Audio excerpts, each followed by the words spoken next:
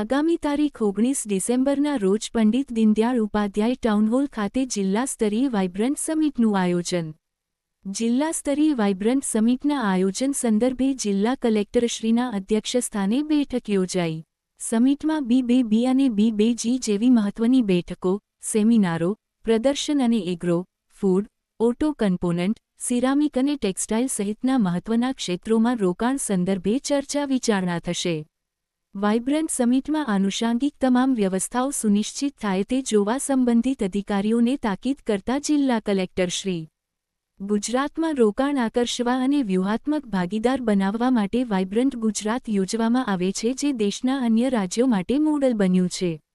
આ વર્ષે સરકાર દ્વારા વાઇબ્રન્ટ ગુજરાત રિજિયોનલ કોન્ફરન્સીસનું આયોજન કરવામાં આવ્યું છે, જે અનુસંધાને તા 08-09 જાન્યુઆરીના રોજ રાજકોટ ખાતે કચ્છ સૌરાષ્ટ્ર પ્રદેશની વાઇબ્રન્ટ ગુજરાત રિજિયોનલ કોન્ફરન્સીસ યોજાશે.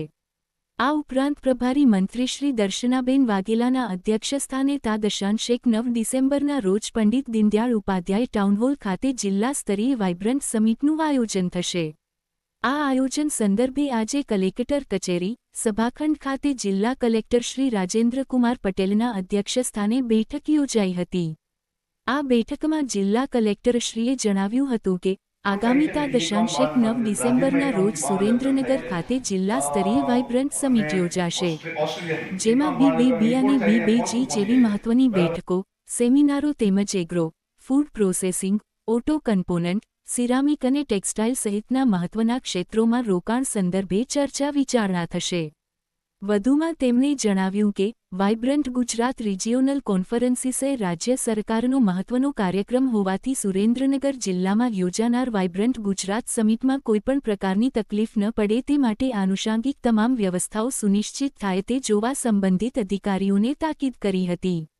વધુમાં બેઠકમાં કાર્યક્રમના સમગ્ર સંચાલનના સંકલન અંગેની કામગીરી, વિવિધ થીમ આધારિત સેમિનાર માટે કાર્યક્રમ સ્થળે વિવિધ વ્યવસ્થાઓ, પ્રદર્શન સંબંધિત તમામ વ્યવસ્થાઓ સહિતના સંકલન, ટ્રાફિક નિયમન, પોલીસ બંદોબસ્ત, સુરક્ષા સંબંધિત તમામ વ્યવસ્થાઓ, કાર્યક્રમ સ્થળ તેમજ શહેરના મુખ્ય માર્ગો, સ્થળના તમામ મુખ્ય માર્ગોમાં સ્વચ્છતા સંદર્ભે કામગીરી, આરોગ્ય વિષયક વિવિધ સુવિધાઓ, કાર્યક્રમ સ્થળે વીજ પુરવઠો અવિરત જળવાઈ રહે તે માટે જરૂરી કાર્યવાહી સહિત વિવિધ બાબતો અંગે સંબંધિત અધિકારીઓને જરૂરી સૂચનાઓ આપી હતી.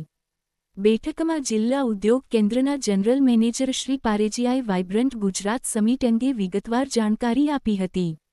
આ બેઠકમાં જિલ્લા વિકાસ અધિકારી શ્રી કે.એસ. યાજ્ઞિક, નિવાસી અધિક કલેક્ટર શ્રી રાજેન્દ્ર ઓઝા સહિત સંબંધિત વિભાગના અધિકારીશ્રીઓ અને વિવિધ ઉદ્યોગ અગ્રણીશ્રીઓ ઉપસ્થિત રહ્યા હતા. Reporter Minhaj Malik, Surendranagar. HH24 news Gujarati સાથે મિન્હાજ મલિક, સુરેન્દ્રનગર.